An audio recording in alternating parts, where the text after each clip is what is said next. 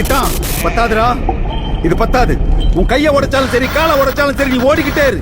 மேல மேல போகணும், அந்த டாப்புக்கு போகணும், உச்சத்துக்கு போகணும். அப்பதான் நாமெல்லாம் இங்க ஒரு ஆளாவே தெரியும். டேய் நீ கிளம்புடா. நம்ம ஊர்ல கபடினா நம்ம கிட்டான் தான்.